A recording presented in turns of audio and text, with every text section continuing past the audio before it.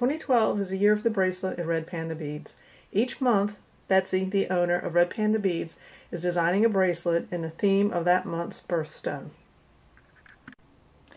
The traditional birthstone for June is alexandrite. I used alexandrite AB crystals in this design, and the modern birthstone for June is pearl. So I used Swarovski 4mm cream pearls along with the crystals and accented them with chainmail rings. The tools that you will need to assemble this bracelet are wire cutters,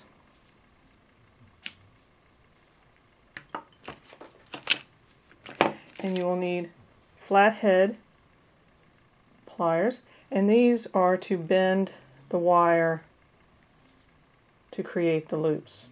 I like this pair. They're from Beadsmith. They're ergonomic. They are about a 1/4 of an inch in width, so it's just the perfect width to bend the wire and then to be able to work with it to roll it around and create the loop. You will also need round nose pliers to create the loops. And then while you're working with the chainmail rings, you'll need some regular small chainmail and bent chain nose pliers.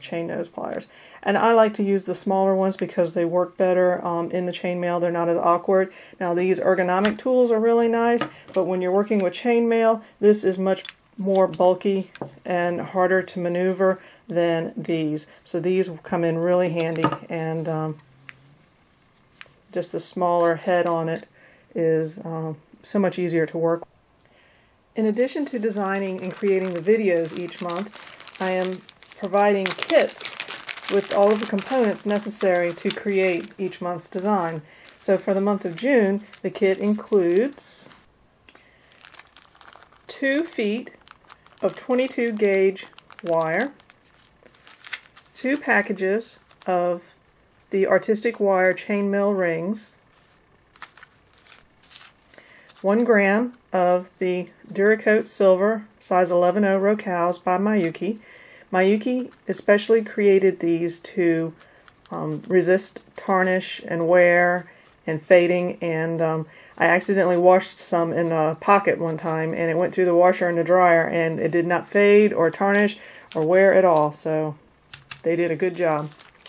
And I've got 4mm bicone Precosa crystals, alexandrite AB, and the 4mm Swarovski cream pearls, and the clasp, silver plated 2-strand slide clasp with the jump rings to connect to the bracelet.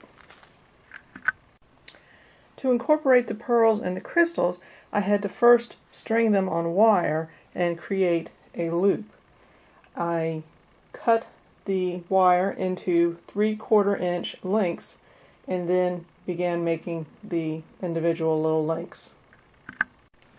So when you get the wire, you're going to want to stretch it out, and it's very pliable. Okay, after straightening your wire out, you're going to use a rule, and you can use any kind. This is a gauge, and just measure it and cut 3/4 of an inch, and then you can use that to create the link. To do a 7.5 inch bracelet, there are going to be 15 pearl links and 12 crystal links separated by the chainmail design, and there's more crystals and pearls included in the kit, along with there's extra wire, so you can create the bracelet a little longer, or you can also create some earrings to match it. So to make a 7.5 inch bracelet, you're going to need to cut 27 links of the 3/4 inch wire. And after you've got the wire lengths cut, you can begin to assemble the links. So you're going to want to use flat nose pliers and bend the wire at 90 degrees or just over 90 degrees. And then with the wire bent end, you're going to pick up one of the Rocals, and then one of the crystals, and then one of the Rocals,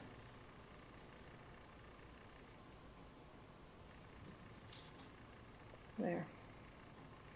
And now bend the other wire in an upwards position similar to the first end, and then you have a U. And you can create or begin to create the loop at either end. You see the finished one has a loop and that connects to the chainmail.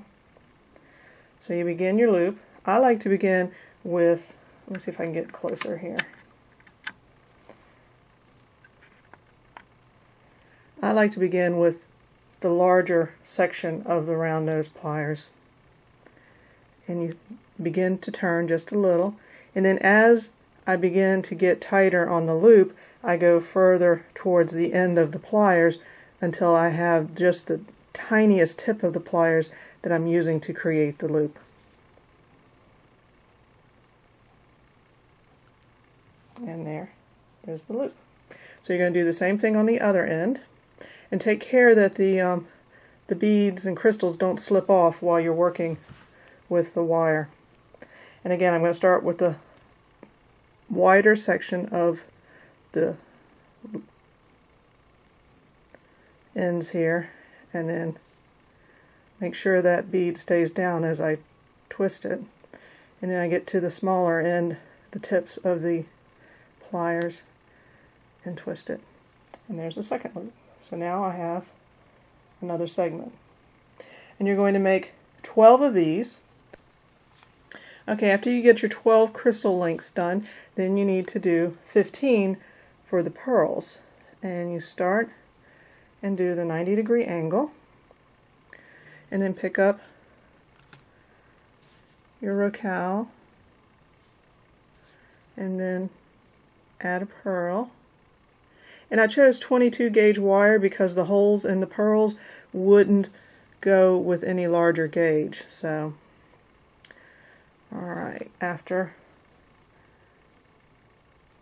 getting the beads and the pearl on the wire, you're going to want to go to the end of the wire and bend it up similar to the first one so you have a U.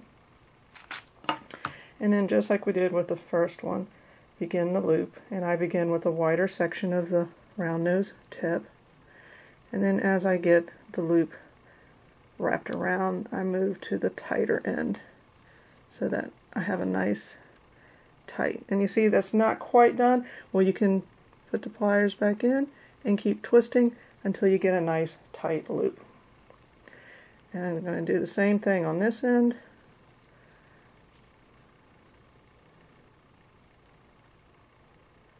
Get a nice tight loop. So there's my pearl link. So I need 15 of these and 12 of the crystals, and then I can start working on the chainmail. To do a 7.5-inch bracelet, it will take 98 of the rings, but each package has 70 in it, so there's 140 in the kit. Again, there's enough that you have extra in case you mess up, or you want to make the bracelet longer, or you want to make some earrings to match. Okay, for this design and the 7.5-inch length, you will need 50 open rings. So you take the ring, and then you take your other pliers, and just simply twist it and open the ring and set it aside. Opening and having the pre-opened and pre-closed rings really speeds up the design once you start putting it together. To close a ring, you pick it up in the pliers too, and you can see how it's slightly open there. Well, you turn it back past the point where they meet, and then bring it forward until it meets. So there is a closed ring. The design is a modification of the European 4-in-1. It's just making a link of the chain ring or the chainmail rings in between the pearls and the crystal links. So it kind of reminds me of a Celtic cross but not, you know, not exactly, but I like the design. When working with the 4-in-1 European, it's important to keep the orientation of the rings so that you know you're working on the top all the time. If you flip it back and forth on the top and the bottom, then the way the rings lay will not work out right. So what I've done, just to help me, is I've taken a length of fire line and I've attached an old lobster claw clasp, just any old, you know, one you had lying around, and I am going to attach that to the ring after I get all of the links on here. And I'm going to go ahead and put the first 3 links on.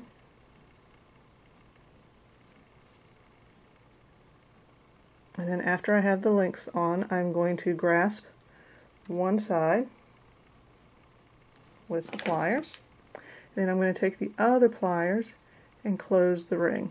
And again, I bring it back past the point that they meet, and then bring it forward to where they just meet. Now, I have the beginning of the bracelet, which is the ring, and the first 3 links. I'm going to put this on my clasp, and in that way, and I put the length of spider wire or French or fire line around my neck, and in that way I've got the orientation to where it's always going to be right here. This is always going to be the top side. So I work that way, and I'll do one strand all the way through to completion, and then the second strand, and then the third strand. It works quicker that way than trying to do one and then the next and the next in a row going forward. So if you just drop the 2 beads that you're not working with, or the 2 links that you're not working with, then you can continue to build the design. Alright, I've got my necklace here, working necklace anyway, and that's the orientation that I want the beads to be in. So I'm going to drop the 2 that I'm not working with, and then I am going to use my pliers to pick up the first jump ring, or chainmail ring, that I'm going to add, and add it on there. And now, to do the 4-in-1 design, I'm going to add 2 of the closed rings before I close this ring.